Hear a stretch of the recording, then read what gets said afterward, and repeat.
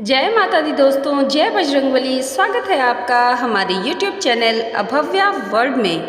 आज की इस वीडियो में आइए हम जानते हैं बार बार हनुमान चालीसा का पाठ करने के बाद भी हमें किन 5 कारणों की वजह से उसका फल प्राप्त नहीं होता है।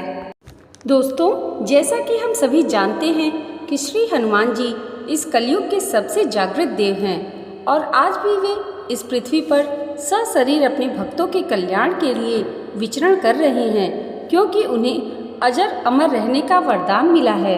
श्री हनुमान जी को प्रसन्न करने के लिए सबसे ज़्यादा प्रचलित और किया जाने वाला पाठ है श्री हनुमान चालीसा। श्री हनुमान चालीसा एक ऐसी कृति है जो श्री हनुमान जी के माध्यम से व्यक्ति को उसके अंदर विद्यमान गुणों का बोध भी कराती है।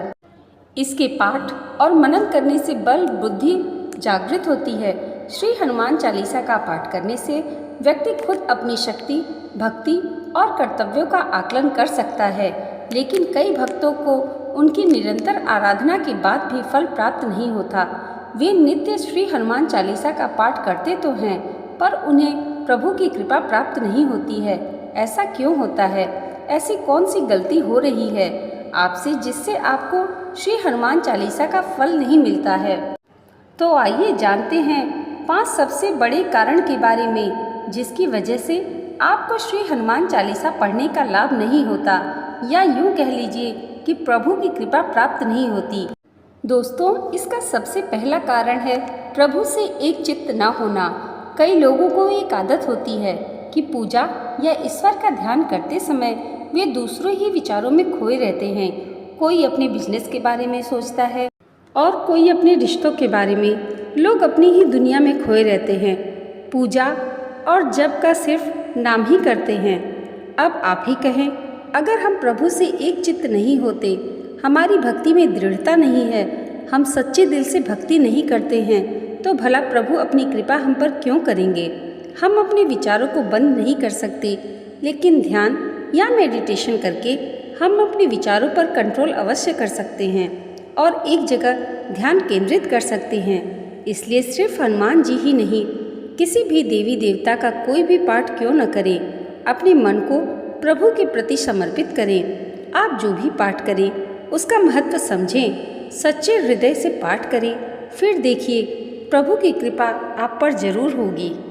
दोस्तों, हनुमान चालीसा पाठ का लाभ न मिलने का दूसरा कारण है लोग अपने स्वार्थ के लिए भक्ति करते हैं। हर इंसान दुख के समय में प्रभु की शरण में जाता है। इसका मतलब ये नहीं कि उसकी भक्ति में स्वार्थ छुपा हुआ है, क्योंकि दुख के समय हर कोई ईश्वर से कुछ न कुछ मांगता जरूर है। उदाहरण के लिए, अगर कोई व्यक्ति दुख और तकलीफ के समय प्रभु की शरण में जाता है, सच्ची भक्ति करता है, अपने आप को उनके लिए समर्पित भी करता है और प्रभु उसकी भक्ति से प्रसन्न होकर उसकी सारी तकलीफ दूर करते हैं।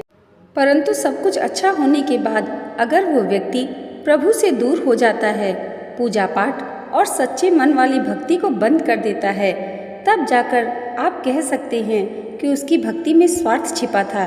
इसलिए कहा जाता है, दुख के समय तो हर कोई ईश्वर को याद करता है, लेकिन सुख में भी जो प्रभु के निकट रहे और उनके लिए समर्पित रहे, उसे निस्वार्थ भक्ति कहते हैं। दोस्तों, तीसरा कारण है बुरे कर्म करना। सच्ची भक्ति के साथ साथ अच्छे कर्म भी करें, क्योंकि कई लोग ईश्वर भक्ति तो करते हैं, लेकिन उनके बुरे कर्मों के कारण उन्हें उनकी भक्ति का फल नहीं मिलता। आप ही सोचिए, एक तरफ आप मंदिर में बैठकर या घर पर पूजा पाठ कर रहे हों और दूसरी तरफ आप जानबूझकर कोई पाप कर रहे हैं, जैसे किसी निर्दोष को तकलीफ पहुंचाना, किसी का धन हड़प लेना, किसी को बुरे कर्म करने के लिए प्रेरित करना। फिर आप कैसे उम्मीद कर सकते हैं कि ईश्वर आपकी प्रार्थना सुनेंगे?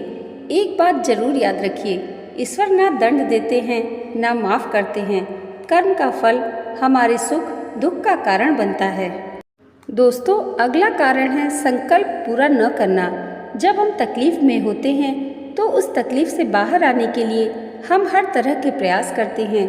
पूजा पाठ हो या व्रत रखना, मन्नत हो या संकल्प, वो समय ही ऐसा होता है कि हम सब कुछ करते हैं। लेकिन ऐसे भी कुछ लोग होते हैं जिनमें या तो धीरज की कमी होती है या तो प्रभु के प्रति अटूट विश्वास की कमी।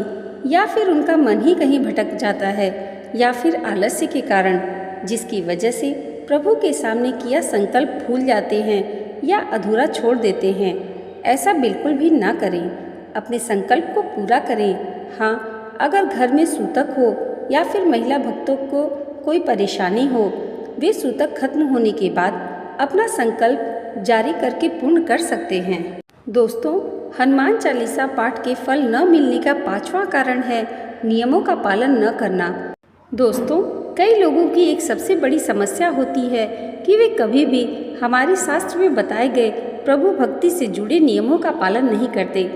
वे बस अपनी सुविधा अनुसार सब कुछ करना चाहते हैं और जब भी प्रभु की कृपा प्राप्त नहीं होती तो वे सबसे पहले इंसान होते हैं जो भगवान को कोसने लगते हैं, खुद नकारात्मक होते हैं और दूसरों को भी नकारात्मक कर देते हैं। वे प्रभु भक्ति के सामान्य नियमों तक का पालन नहीं करते, जैसे कि स्वच्छ कपड़े पहनकर पूजा करना, घर में साफ सफाई रखना ताकि घर में प्रभु का वास हो, मांस मदिरा का सेवन करके पूजा पाठ न करना, व्रत और संकल्प के समय ब्रह्मचर्य का पालन करना, बिना नहाए धोए पूजा पाठ न करना इत्यादि। आप सभी से विनती है कि कठिन नियम ना सही, कम से कम रोजमर्रा के जीवन में सामान्य नियमों का पालन तो करना ही चाहिए। दोस्तों, उम्मीद करती हूँ आज कई लोगों को उनके सवालों के जवाब मिल गए होंगे। देखा जाए तो ये सवालों के जवाब हमारे पास ही होते हैं। हर इंसान खुद अपनी गलती को जानता है, एक आप ही हैं जो खुद की गलती को सुधार सकते हैं। दोस्तों, सच्चे हृदय से भक्ति करें, अच्छे कर्म करें, फिर देखिए श्री हनुमान जी की कृपा आप और आपके परिवार पर जरूर होगी।